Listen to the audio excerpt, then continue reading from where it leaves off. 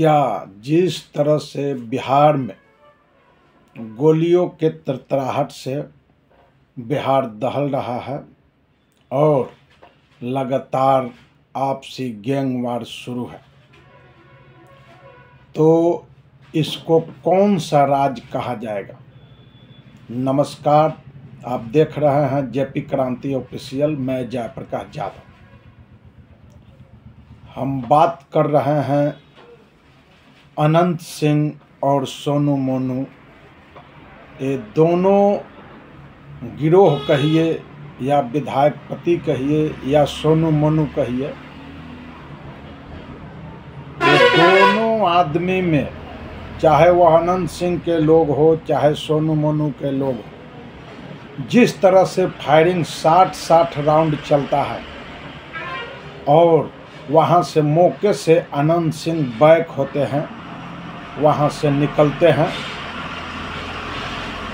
अनंत सिंह का कहना है कि सोनू मोनू ने फायरिंग किया और सोनू मोनू के फादर का कहना है, पिताजी का कहना है, जो हाई कोर्ट के वकील हैं, एडवोकेट हैं, उनका कहना है कि हमारा लड़का दियर में गेहूं और मक्का का पटवन कर रहा था, खेत में काम जन लोगों से करा रहा था। कहाँ तक सच है ये हम नहीं बता सकते हैं, वहाँ के आम ग्रामीण जनता बता सकते हैं। लेकिन जिस राज्य में विधायक सुरक्षित नहीं, विधायक के पति सुरक्षित नहीं, उस राज्य में आखिर क्या हो रहा है, कौन लोग सुरक्षित रहेंगे, किन का आखिर बोलबाला है, और ये दंगा फसाद गोलीबारी जो राज्य में लगातार हो रहा है, वह आखिर क्यों और कैसे और किन के इशारे पे और किन के राज में, किन के संरक्षण में ये गोलीबारी हो रहा है, यह सोचने की जरूरत है। यह जब अनंत सिंह जिस वक्त आरजेडी में थे तो वही भाजपा के लोग कोस कर कहते थे, बराबर कोसते थे कि अनंत सिंह एक आतंकवादी है जिनको आरजेडी रखा हुआ है। तो आज क्या अनंत सिंह दूध से धुले हुए हैं? क्या अनंत सिंह की एंट्री एनडीए में भाजपा गठबंधन में हुआ तो सारे जितने भी मुकदमे थे क्या वो धुल गए?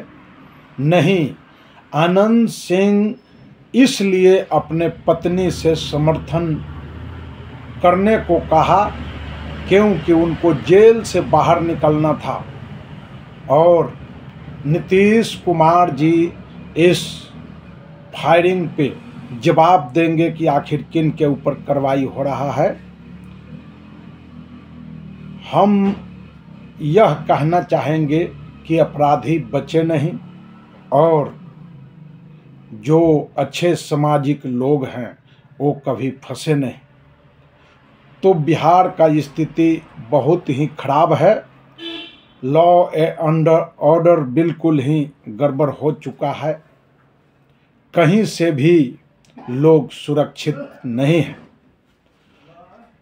जिस तरह से देश में हाहाकार मचा हुआ है, 140 करोड़ जनता भाजपा से तबाह है, उनको कोई भाजपा पर विश्वास नहीं रहा। आदरणीय नरेंद्र मोदी जी कभी कुंभ मेला लगवा रहे हैं तो कभी कुछ करा रहे हैं, कभी दिया बत्ती जलवा देते हैं। लोगों से वोट लेकर 140 करोड़ जनता को क्या धोखा दे रहे हैं? सवाल ये जनता का है, ये मेरा नहीं है। राजू दास, मैं कहता हूँ राजू दास नहीं, वह महंत नहीं, राजू लंठ है। जो राजू महंत ने सरेआम बोला, जिनको देश का नेता माना गया मुलायम सिंह यादव को, उनके बारे में बोला कि उनके स्टैचू पर पेशाब कीजिए, तो क्या उस महंत की अभी तक गिरफ्तारी क्यों नहीं?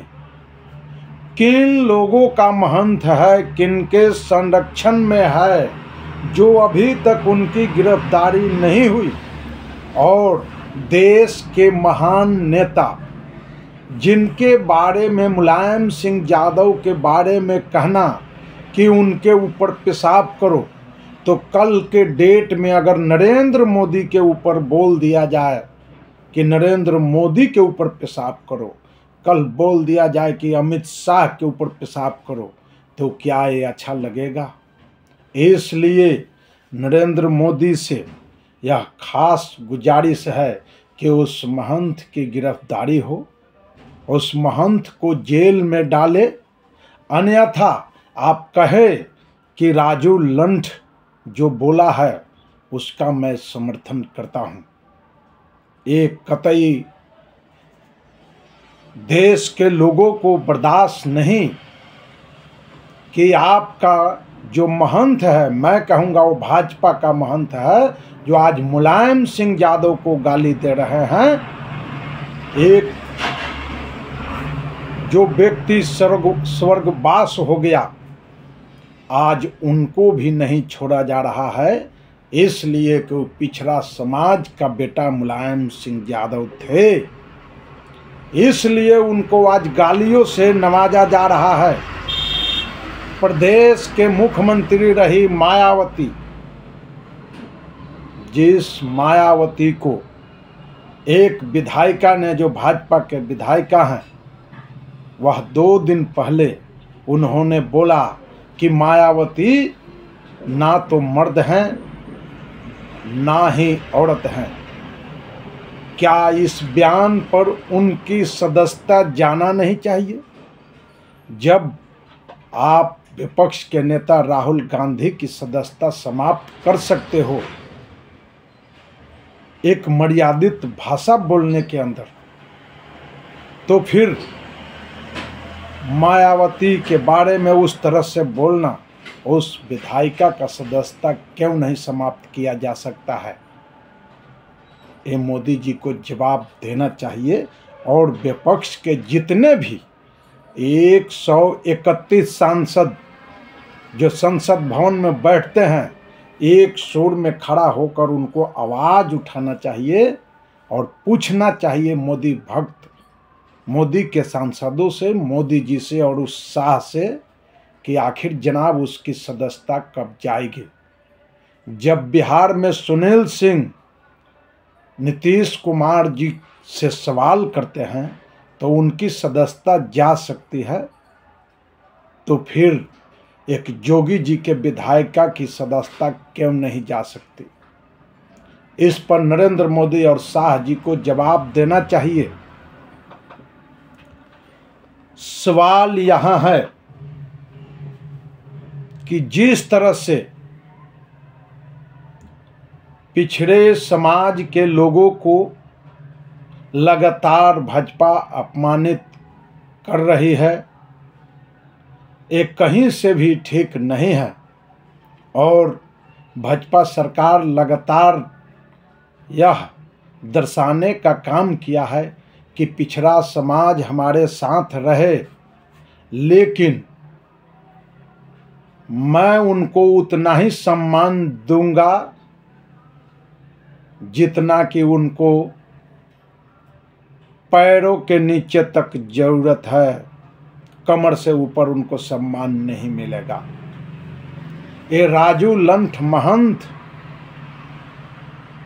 जो लंठई से बोला, ये कभी स्वामी प्रसाद मौर्य पर हमला करने का काम किया था, और उस वक्त भी इस महंत को सजा नहीं मिला। अगर उस वक्त ये महंत जेल जा चुका होता तो आज हमारे नेता रहे भगवान मुलायम सिंह यादव पर इस तरह से अमर्यादित भाषा का प्रयोग नहीं करता, क्योंकि कोई चीज देखा नहीं कोई, लेकिन मुलायम सिंह यादव को देश के नेता, देश के कार्यकर्ता, देश के आम आवाम, गरीब नौजवान किसान ने यह देखा है कि किस तरह से मुलायम सिंह यादव आम आवाम गरीबों का मदद किए हैं उनको कलेजे में साट कर रखे हैं। आज मुलायम सिंह यादव का देन है, जो मुलायम सिंह यादव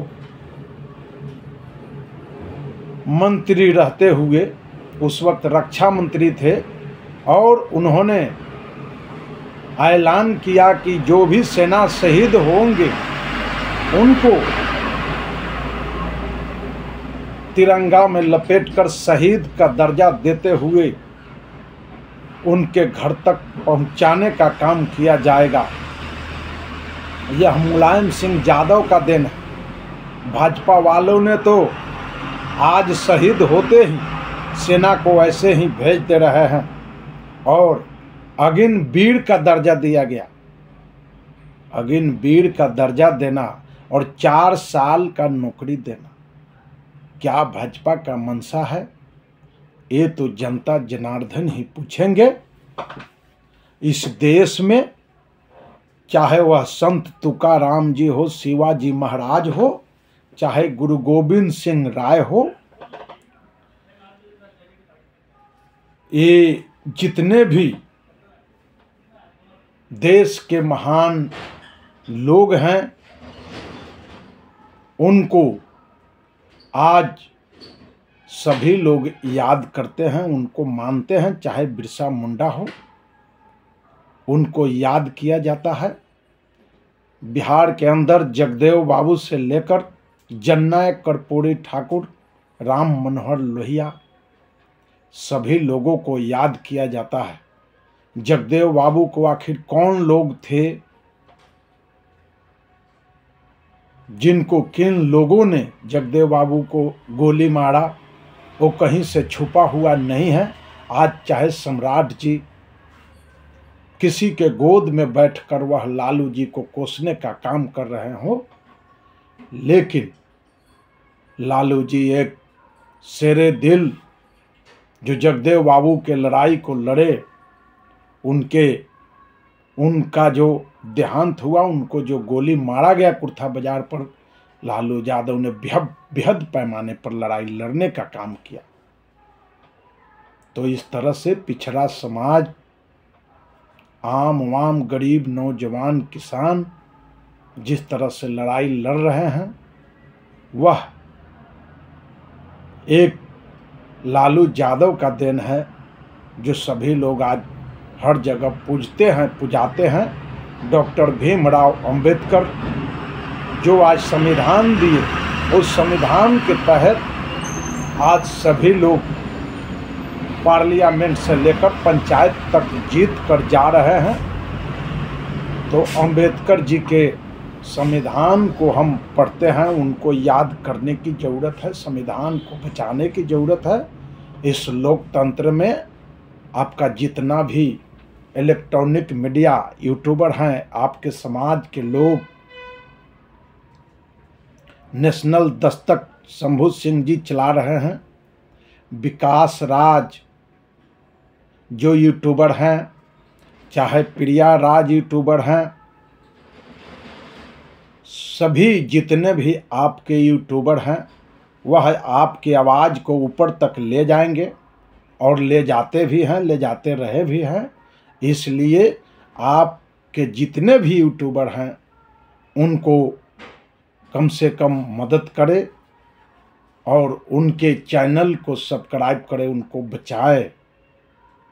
तभी आपका, चाहे वह वेद प्रकाश जी हों, वेद प्रकाश जी भी काफ़ी मेहनत करते हैं और अपने लोगों से सवाल करते हैं। आज ही हम सुने हैं मनोज यादव जी से, जो विधायक हैं मनोज यादव जी, उनसे वेद प्रकाश जी ने आज बहुत अच्छी खासी बात की। वेद प्रकाश जी जगह जगह आवाज़ उठाने का काम करते हैं। तो इस तरह से एक ये भी चैनल है जेपी क्रांति ऑफिशियल।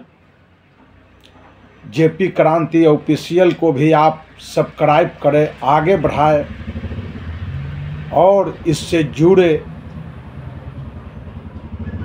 जेपी क्रांति ऑफिशियल भी आपके आवाज़ को आगे बढ़ाएगा, हर समस्या को उठाने की कोशिश जरूर होगा।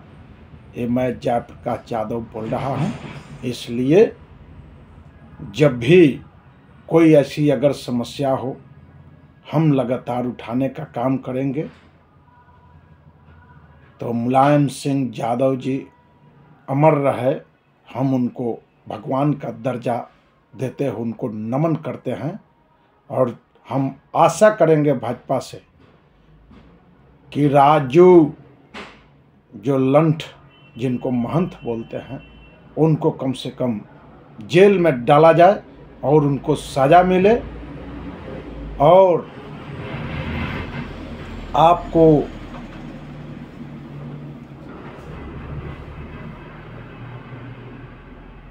जनता जंक्शन न्यूज, जिस न्यूज पर पुरुषोत्तम जी बोल रहे थे कि लालू जी का जंगल राज है, भाई ये जंगल राज नहीं, उसी जंगल राज में अनंत सिंह की पत्नी जीत कर आई है और आज भाजपा में है, आरजेडी का विधायक है जनाब।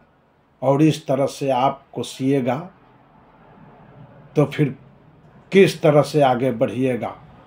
वो आरजेडी के नाम पे लालटेन छाप पे जीत कर आए हैं पुरुषोत्तम जी। आप कहते हैं कि जंगल राज लालू जी का, उसी लालू जी के राज में, उसी तेजस्वी यादव के राज में, और वही तेजस्वी यादव के सिंबल पर जीत कर आए हैं अनंत सिंह की पत्नी। और वहीं टिकट लेने गए थे, सिंबल लेने गए थे, भाजपा के पास नहीं। इसलिए पुरुषोत्तम जी कम से कम सोच समझ कर बोलिए और बयान दीजिए, हम ये आपसे आशा करते हैं। जय हिंद भारत, जय इंडिया, जेपी क्रांति ऑफिशियल।